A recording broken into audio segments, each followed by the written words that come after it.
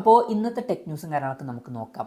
European യൂണിയനിൽ iPhone 14, iPhone SE എന്നീ ഫോണുകളുടെ സെയിൽ ഡിസംബർ 28 മുതൽ സ്റ്റോപ്പ് ചെയ്യുന്നതായിരിക്കും. ഇപ്പം യൂറോപ്യൻ യൂണിയനിൽ ടൈപ്പ് സി ചാർജിംഗ് പോർട്ട് വേണം. അപ്പം അതിൻ്റെ ഭാഗമായിട്ടാണ് ഐഫോൺ 14 സീരീസിന് മുമ്പുള്ള ഫോണുകളുടെയൊക്കെ സെയിൽ സ്റ്റോപ്പ് ചെയ്യാൻ പോകുന്നത്. പിന്നെ ഓപ്പൺ എയുടെ O3 മോഡൽ ടെസ്റ്റിങ്ങിലാണ് എന്നാണ് റിപ്പോർട്ടുകൾ പറയുന്നത്. പിന്നെ ഇപ്പോഴത്തെ ഹോണർ പാഡ് V9 എന്നുള്ള ഒരു ടാബ്ലറ്റ് ചൈനീസ് മാർക്കറ്റിൽ ലോഞ്ച് ചെയ്തിട്ടുണ്ടായിരുന്നു. ആ ഒരു ടാബ്ലറ്റ് TDRS സർട്ടിഫിക്കേഷൻ സൈറ്റിൽ ഇപ്പോൾ ലിസ്റ്റ് ചെയ്തിട്ടുണ്ട്. അപ്പം ഗ്ലോബൽ മാർക്കറ്റിലും അടുത്ത് തന്നെ ഈ ടാബ്ലറ്റ് ലോഞ്ച് ചെയ്യുന്നതായിരിക്കും. ഈ ഒരു ടാബിൽ 11.5 ഇഞ്ചിൻ്റെ 2.8K റെസൊല്യൂഷനിൽ വരുന്ന LCD ഡിസ്പ്ലേ ആണ് വരുന്നത്. 144 ഹെർട്സിൻ്റെ റിഫ്രഷ് റേറ്റ് സപ്പോർട്ട് ചെയ്യുന്നുണ്ട്. MediaTek Dimensity 8350 എക്സ്ട്രീം എഡിഷൻ എന്നുള്ള പ്രോസസ്സറാണ് വരുന്നത്. 13 മെഗാ പിക്സൽ ബാക്ക് ക്യാമറയും 8 മെഗാ പിക്സൽ സെൽഫി ക്യാമറ ഒക്കെ വരുന്നുണ്ട്. 10,100 mAh ബാറ്ററിയാണ് വരുന്നത്. 66 വാട്ടിൻ്റെ ഫാസ്റ്റ് ചാർജിംഗ് സപ്പോർട്ടൊക്കെ വരുന്നുണ്ട്. പിന്നെ OnePlus Watch 3യുടെ റെൻഡേഴ്സും കാര്യങ്ങളൊക്കെ ഇപ്പോൾ ലീക്ക് ആയിരിക്കുകയാണ്. ഇതിൽ ECG മോണിറ്ററിംഗ് വരുന്നതായിരിക്കും. അതുപോലെ തന്നെ റൗണ്ട് ഡിസൈനിലായിരിക്കും ഈ ഒരു സ്മാർട്ട് വാച്ച് വരിക. പിന്നെ റൊട്ടേറ്റിംഗ് ക്രൗണും കാര്യങ്ങളൊക്കെ ഇതിൽ വരുന്നതായിരിക്കും. സ്നാപ്ഡ്രാഗൺ W5 Gen 1ൻ്റെ പ്രോസസ്സറായിരിക്കും വരിക. 2GB റാമും 32GB ഇൻറ്റേർണലൊക്കെ വരുന്നതായിരിക്കും. 500 mAh ബാറ്ററി ആയിരിക്കും ഇതിൽ വരിക.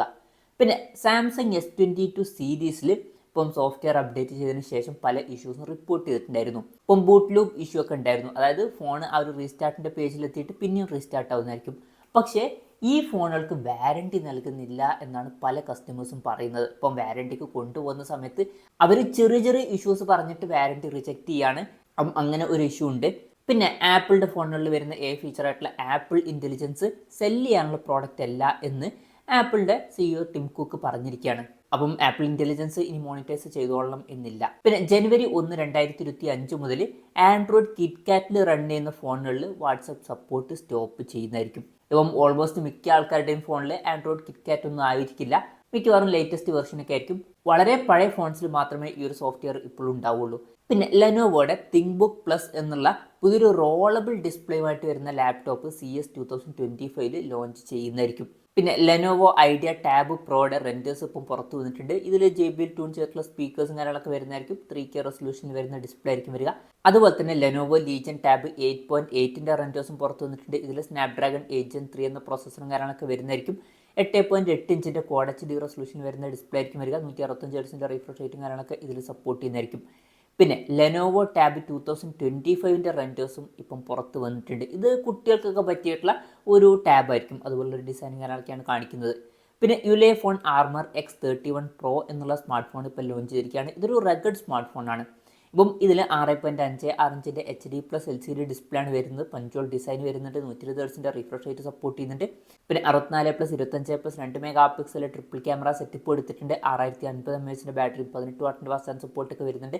MediaTek Dimensity 6300 എന്നുള്ള പ്രോസസ്സറാണ് വരുന്നത്.